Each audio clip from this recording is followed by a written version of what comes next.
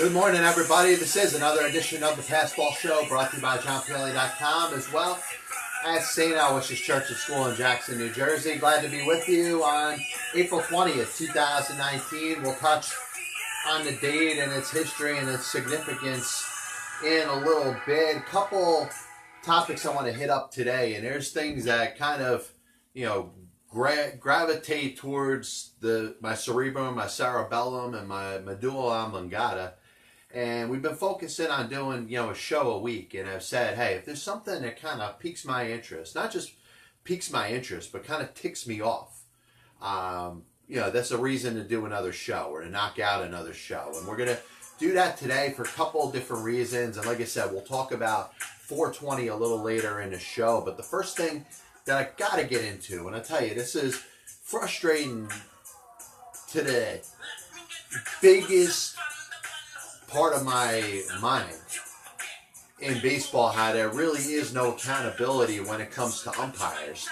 And you saw it the other day, and it's one of those things that you got to kind of analyze a little bit and look at it a little bit more deep than what was really going on. And I mentioned the other day about the little dust up with Tim Anderson and Brad Keller. But once again, it shows the incompetence of an individual umpire. An umpire that really has spent a ton of time making this game about him and nobody else.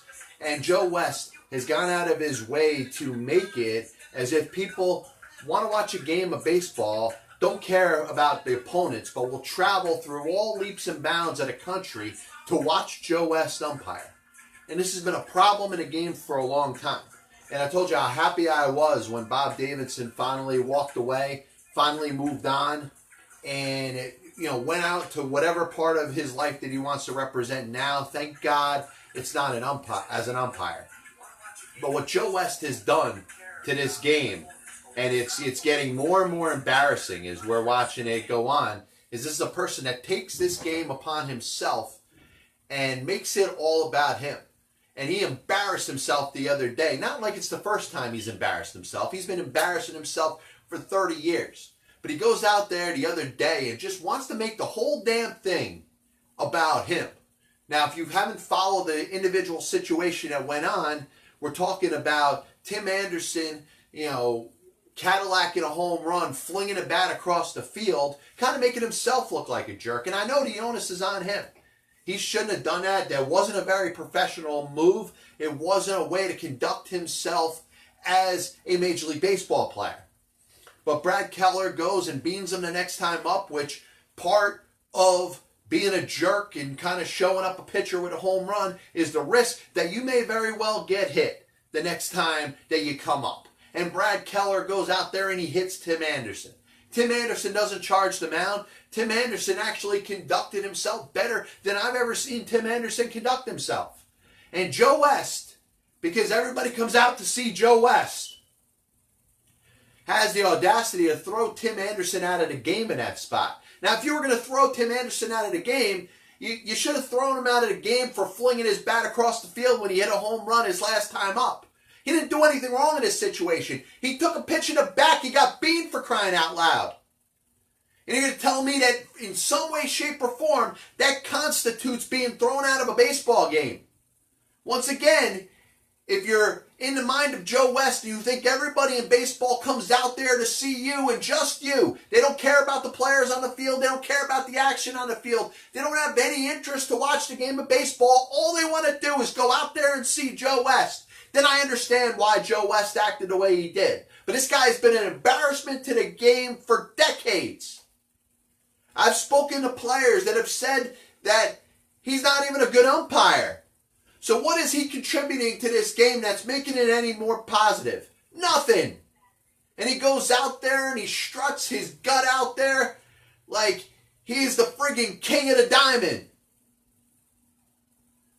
There's ways that you're supposed to enforce the rules of the game, but Joe West goes out of his way to make it about him. He threw out a player in the game which made himself look like a moron. And I tell you, you go back 30 years, 33 years. I remember a fight in 1986 between the San Francisco Giants and the St. Louis Cardinals. And if you're not too familiar with it, Google Roger Craig, Whitey Herzog. and you'll see a fight between two teams that didn't happen because of any animosity between the two teams, but happened because of the way that the game was officiated or umpired. The umpires, by giving a warning out there for no reason, ended up enabling and forcing the two teams to go out there and slug it out on the field. And if the other day, a meaningless game between the Chicago White Sox and the Kansas City Royals, if for some reason those players are going out there throwing haymakers on each other, there will be nobody else to blame but Joe West. You wouldn't blame anybody on the White Sox. You wouldn't blame anybody on the Royals. You would blame every single bit of the emphasis that has to go in regards to holding somebody accountable to Joe West and the way he conducted himself. There shouldn't be a reason why anybody should have stayed on the field the other day the way that was officiated. And I use the word officiating. Obviously, it's not a baseball term, but it better describes what it is that was happening. Because Joe West's actions could have had bigger ramifications than they did. And the bottom line is, you have an umpire who is not being held accountable for anything he does. He could do a lousy job on the field. He could do a lousy job managing the action that's on the field, the little job that he has to do. He could do it terribly, but nothing's going to be done to him. He's not going to be held accountable. God forbid Joe Torre in Major League Baseball got a set of balls and suspended this guy for the lousy job that he does. He doesn't even do his job right. And in Major League Baseball makes this guy a crew chief? Why? Because of the seniority, the union thing? Hey, I've been doing this for 30 years. I can lead a crew. He can't lead himself, let alone a game. How is he a freaking crew chief? And you got this guy that continues to embarrass the game every time he's out there. And all because he wants people to look at him. He wants people to notice him. If you want your name to be out there in the lights and have everybody know your name, like Cheers, right? You should pick a different profession than being a Major League Baseball umpire. Because the best umpires in the sport do it under being anonymous and having people not know their name. Because if they know your name in baseball, it's because of one thing. It's because you've gone out there, number one, screwed up. You haven't done your job right. You're an Angel Hernandez. Or you're an egotistical maniac like Joe West that can't wait to get people to see you. And I'll tell you, what he did the other day was completely embarrassing. It made himself and the game look bad. And honestly, there should be some accountability thrown his way. And if there's not, it's showing that Major League Baseball umpires have a different set of rules. And a different set of rules to any when it comes to the conduct of the players, when it comes to the conduct of the manager and the coaches, the conduct to the fans. They're all held at different standards. Umpires can literally do whatever the hell they want. And you had Ron Culpa, as the season started, literally say that to A.J. Hinch of the Houston Astros. Say, hey, I can do whatever I want. And that's enabled by Major League Baseball. And the fact that umpires are not being held accountable, number one, for their performance on the field and their ability to do their jobs. But number two, the way they conduct themselves, which they should be a good representation of the game, and they're choosing in a lot of cases not to do it. And yes, there are some good umpires out there. But unfortunately, they're getting a bad name because of the actions of jackasses like Joe West. This copyright and broadcast is authorized under internet rights granted by the World Wide Web and is solely for the entertainment of our audience. Any publication, reproduction, or other use of the pictures, descriptions, and accounts of this show without the express written consent of the Passball Show, JohnPielli.com, and John Pielli, LLC, is prohibited. Any commercial or other use of the program, such as by charging admission for its showing, is similarly prohibited. So I got really good news for the fans of the Miami Marlins out there. They finally figured it out. Yeah, this was a team that, based off of my projections and a lot of projections of other people associated with the game, is supposed to finish dead last in the National League East. Supposed to maybe have one of the worst records in all of baseball. But the Marlins, after some deep thinking and a a bad start to the season, an offense that has been struggling, figured it all out. They figured out what's going to put them in the best position to go out there and now win 100 games. After this move that they made yesterday, the Miami Marlins should be considered favorites, not only in the National League East, but in all of Major League Baseball. They're winning themselves a World Series now in 2019. And if you haven't sensed the sarcasm in my voice already, I can lay it on a little bit thicker. The Miami Marlins decided to fire hitting coach Mike Pielli after 3 seasons at the helm. Now, obviously, if you know anything about baseball, you know that the hitting coach is really the most useless position when it comes to hiring a coach. It's just a figurehead. It's just a guy to stand there and, sure, you can have some influence on a game plan and the way hitters hit. You can help some hitters with some of the issues that they have if somebody's in a slump. But the bottom line is a hitting coach is only as good as the hitters that are on that team. And if you've looked at the Miami Marlins over the last couple of years, you saw them take what could have been the equivalent to Murderer's Row and trade it all away and replace it with a lineup in its 3, 4, and 5 spots that right now have Brian Anderson, Jorge Alfaro, and Starlin Castro. And with all due respect to Brian Anderson, Jorge Alfaro, and Starlin Castro, while they belong in the major leagues, can you look throughout, really, maybe for the exception of the Baltimore Orioles and maybe a couple of other teams that have weak middle of the orders? Is there a team in baseball that runs out 3 players that probably shouldn't be in the middle of anybody's order like the Miami Marlins do? But according to Michael Hill, the general manager of the Miami Marlins, they should be doing a lot better, and it's all the fault of hitting coach Mike Pagliarulo. So, Mike Hill, great job. You just set the Marlins up to where now they're going to be one of the favorites in all of Major League Baseball. And like I said, if you have an issue telling the difference between sarcasm and not sarcasm, I don't know what the hell to tell you right now. The Miami Marlins, it's a fact, had what could be considered the best outfield in baseball with Christian Yelich, Giancarlo Stanton, and Marcell Ozuna. The last 2 MVPs in the National League were part of the Marlins outfield a couple of years ago. They traded D. Gordon. They traded JT Realmuto. And I understand that they moved themselves in a position where they brought in a lot of younger players. And there are a lot of younger players that came back in these deals that I can't tell you too much about. They brought back about a dozen or so players. Some of them are in the major league. Some of them are on their way. And it looks like, from the Marlins' perspective, they've emphasized pitching. Now, because they've emphasized pitching, they've done it at the expense of the offensive players that they have. And not only did they move 5 really good players that if they were all together will be the center of a really good baseball team, they replaced them with nobody who's up on a major league level that could be considered legitimate middle of the order bats. And Michael Hill decides to say, oh, well, you know what? If it's got some better coaching, these hitters would hit a little better. Now, if these players were replaced with other bodies of better major league players, their offense will be a lot better. So, terrible job by Mike Hill. And I don't know if he was under any pressure from Derek Jeter and, Bruce Sherman. Maybe there's some pressure in Miami. You heard it at the beginning of the season. The expectations were going to be that this team was supposed to improve, was supposed to get a little bit better. Maybe Don Mattingly just keeping himself or keeping his job for the moment, uses Mike Pagliarulo as a scapegoat. But his team isn't getting any better this year. And if you think that the Miami Marlins should be hitting a little better, the only way that's going to happen is if the bodies and the players that are on that diamond that are coming up in the middle of that order are replaced with better personnel.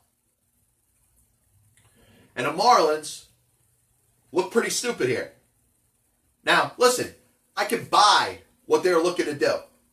They're in a spot where they want to build a team that's going to be a quality baseball team for a series of years. And once they get this straightened out, once their young players come up, you're starting to see it in the pitching.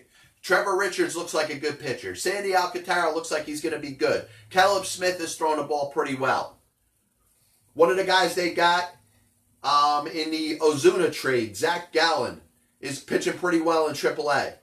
They got a series of good pitchers in AA and in AAA that I think are going to permeate this rotation and give them some depth. But in addition to giving them depth, they should be able to give the Marlins the ability to move a couple of these guys to get some better hitters.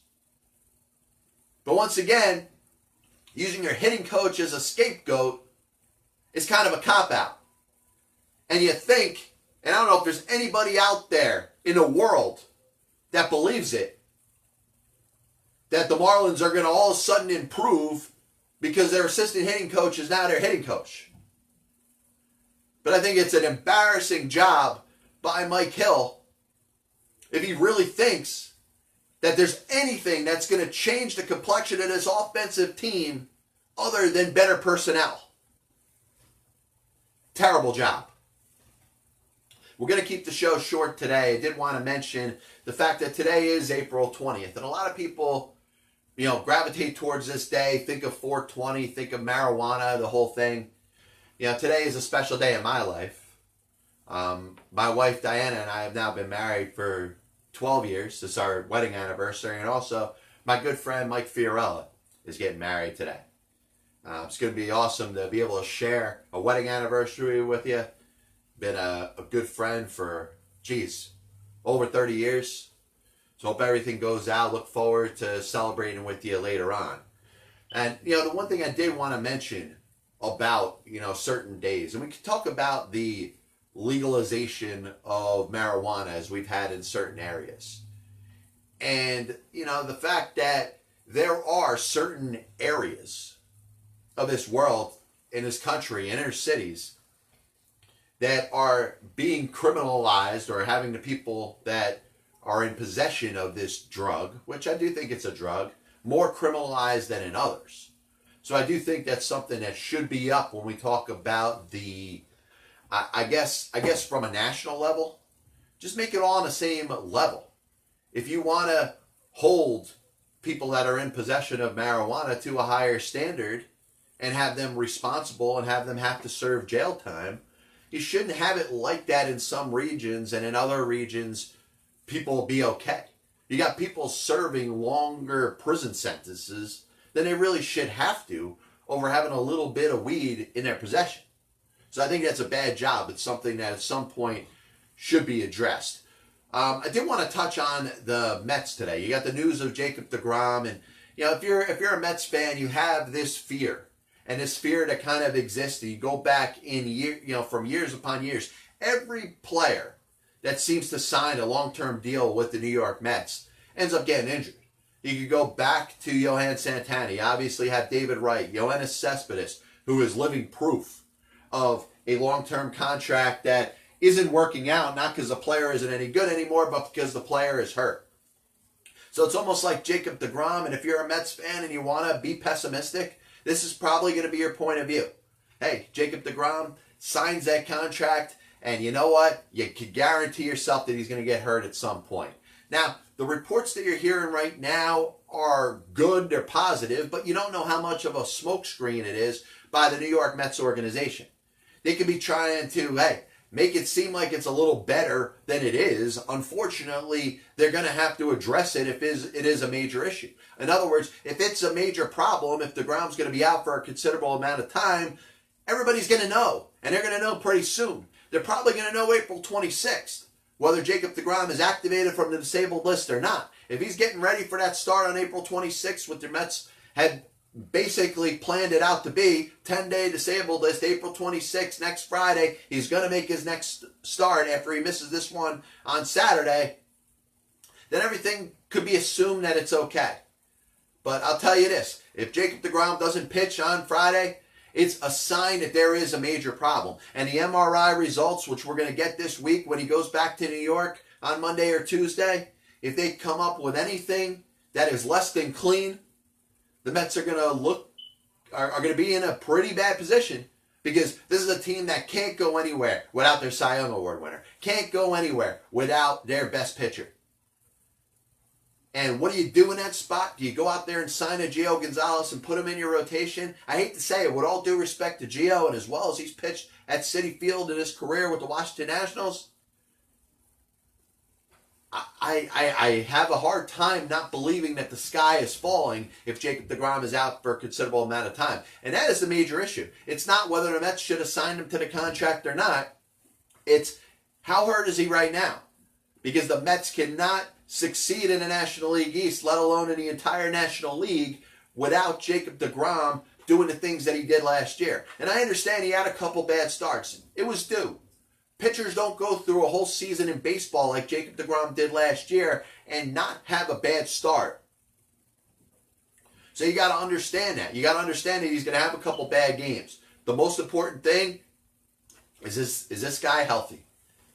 And if he's got any problems in his elbow, God forbid he has to face Tommy John surgery, the Mets 2019 season is going to go right out the window. And I hate to say it, because there's nothing you could do in season. You could go out there and sign Kimbrel and Gio Gonzalez and Dallas Keuchel all at the same time. And the Mets are going to be doomed. So a reminder that Castro provides maximum protection against viscosity and thermal breakdown. A little quick recap of the past ball show today. I want to keep it short. Had to go off about Joe West. This guy is an embarrassment to baseball. He made himself look like a fool the other day.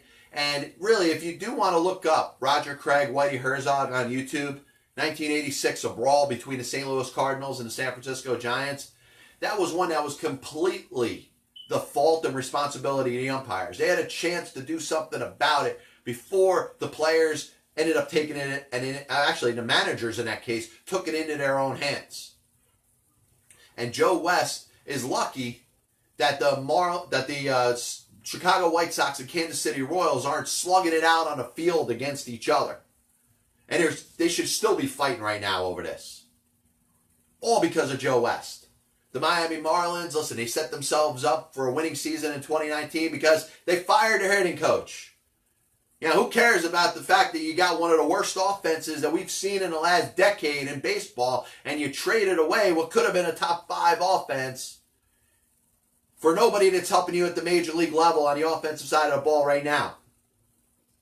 The Mets, listen, who cares about Jacob deGrom's contract? If Jacob deGrom's hurt, the Mets season is done. For those who celebrate 420, happy 420. Like I said, it happens to be my wedding anniversary. Congratulations to my buddy Mike that's getting married. God bless you. And as always, I'll see you on the other side.